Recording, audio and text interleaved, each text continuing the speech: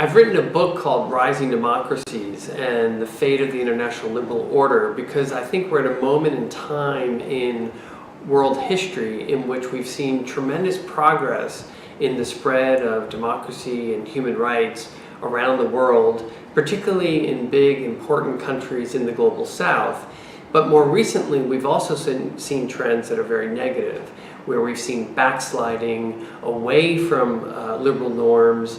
We've seen crises in countries like Brazil, the recent military coup attempted in Turkey. We're seeing also a crisis of confidence in established democracies, particularly in Europe with the exit of the United Kingdom from the European Union. And these developments are causing a real concern for those who have been establishing a certain set of international norms, principles, and mechanisms to protect democracy and human rights around the world.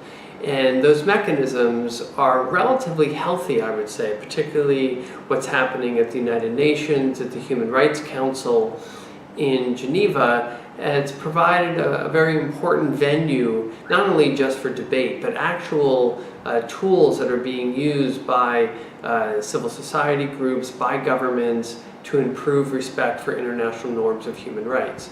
So there's a good news and bad news story here. You have the rise of countries like India, Brazil, South Africa, Indonesia, that have made tremendous progress since their transitions to democracy, and I would say also opening their economies.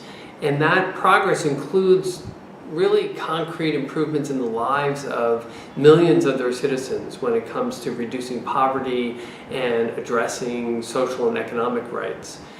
This is a good news story, but more recently, as I said, there is some backsliding, and the question is, how will democracies work together to address these concerns?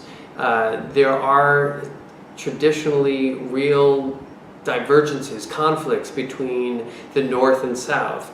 Is there common ground between democracies from the North and the South in which we can create kind of an ecosystem that supports further democratization and better respect for human rights?